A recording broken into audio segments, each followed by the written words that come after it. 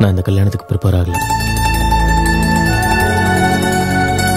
கல்யாணங்கிறது 2 பேரை சேர்த்து வைக்கும், ஆனா மனசை சேர்த்து வைக்காத. இது பாரு, உன்னை பத்தி எனக்கு தெரிஞ்சதெல்லாம் உன் பேரு Maithili, height 5'6", education masters in business management, good looking girl from a good family. அவ்வளவுதான். இதை தவிர வேற எதுவும் எனக்கு தெரியாது. 2 பேருக்குள்ள காதல்னு ஒன்று இருந்தா மட்டும்தான் பெட்டை ஷேர் பண்ண முடியும். நம்ம ஒருத்தருக்கு ஒருத்தர் புரிஞ்சுக்கிட்டதுக்கு அப்புறம் கணவன் மனைவி ஆகும். Till then, good night.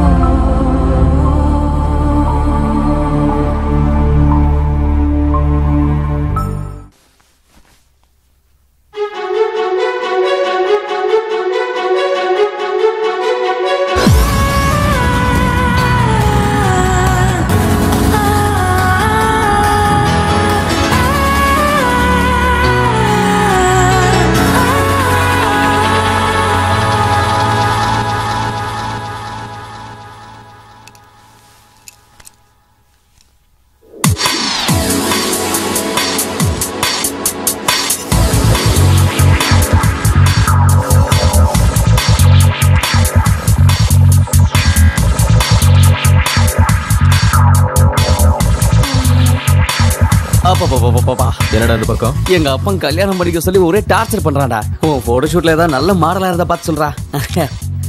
உங்க அப்பா எவ்வளவு முட்டி மோதினாலும் உனக்கு கல்யாணம் ஆக மாட்டேங்குது. எனக்கு கல்யாணமே வேண்டாம்னு சொன்னா கூட எங்க அப்பா இமோஷனல் பிளாக்மெயில் பண்ணி கல்யாணம் பண்ணி வச்சிட்டாரு. இது வரணும் கல்யாணம் பண்ணிக்கிட்டேன். நேத்து ஃபர்ஸ்ட் நைட் கூட முடிஞ்சு போச்சு. இன்னும் ஏன்டா கவலைப்படுற? சும்மாரா, கல்யாணம் பண்ணி வச்சுட்டா உடனே ஃபர்ஸ்ட் நைட் நடந்துருமா? டேய், நடந்ததுதான் நடந்து போச்சு. தயவு செஞ்சு உன் பிளாஷ்பேக் மறந்து போடா. மைத்திரி கூட ஒரு நல்ல ஃபியூச்சர் பிளான் பண்ணிக்கோ. முடியாது, நீ இப்படியே ஆட முடிச்சேன்.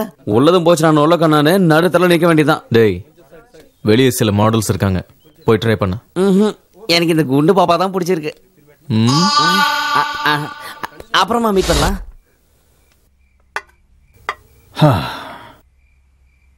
டேய், என்னடா மூட் அவுட்ல இருக்க? சின்ன வயசுல இருந்து மைத்திலிக்கு எந்த விதமான அன்பும் பாசமும் கிடைக்கல. என்னையும் மைத்திலியும் தவிக்க விட்டுட்டு அவங்க அம்மா மேல போய் சேர்ந்துட்டா. ராத்திரியில பயந்து எழுந்துக்கும் போது கூட இருந்து ஆறுதல் சொல்ல கூட என் மகளுக்கு யாரும் இல்லாம போச்சுரா. என் பிசினஸ் நான் கவனிக்க வேண்டி இருந்தனால மைதிலி ஹாஸ்டல்ல சேர்த்து படிக்க வச்சேன். என்னோட முழுமையான அன்போ பாசமோ கிடைக்காம அவளும் எப்படியோ வளர்ந்துட்டா. ஒரு நல்ல அப்பாவா நான் நடந்துக்கல. சாரி மைதிலி. டாட், அப்படி சொல்லாதீங்க டாடி, ப்ளீஸ். ஆனா இந்த நிமிஷம் நான் சந்தோஷப்படுறேன். ஏன்னா என் மகளை ஒரு நல்ல பையன்கிட்ட ஒப்படைச்சிருக்கேன். ஒரு பொறுப்பான அப்பாவா நான் மாறிட்டேன்.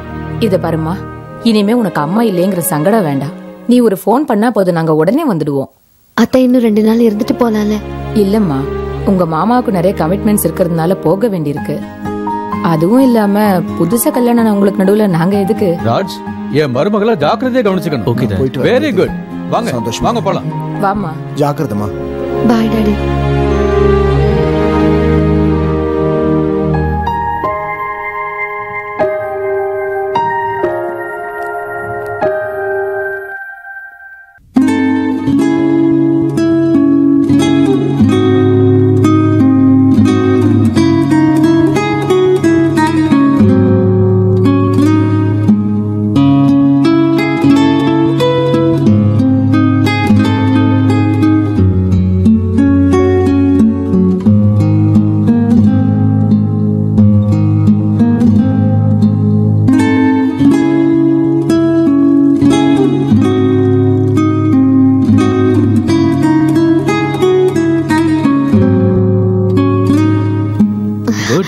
நல்ல கிட்டார் வாசிக்கிற.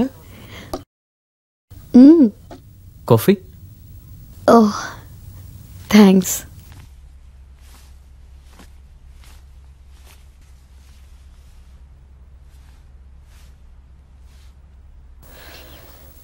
நிஜமாவே மியூசிக் பிடிச்சிருக்கா இல்ல சும்மா சொன்னீங்களா? நிஜமாதான். நான் எதுக்காக உங்ககிட்ட போய் சொல்லணும்? அப்பப்ப நல்ல ரிலேஷன்ஷிப்காக சில பேர் போய் சொல்லுவாங்க. ரியலி? ம். என் பாட்டி கூட சின்ன வயசுல லவ் ஃபெயிலியர்னு அவங்க இறந்த பிறகுதான் எங்களுக்கு தெரிஞ்சது. ஆனா அதெல்லாம் மனசுக்குள்ளேயே மறைச்சு வச்சுக்கிட்டு வாழ்க்கை பூரா என் தாத்தா கூட சந்தோஷமா வாழ்ந்தாங்க. She just accepted her fate. அதை கேட்கும் போது கொஞ்சம் கஷ்டமா இருந்தது. வாழ்க்கையில பொய் சொல்றது எவ்வளவு முக்கியம்னு அன்னைக்கு தான் தெரிஞ்சுக்கிட்டேன். உங்க பாட்டி தாத்தா கிட்ட உண்மையை சொல்லியிருந்தா அவங்க வாழ்க்கை அதை விட நல்லா இருந்திருக்கும்ல.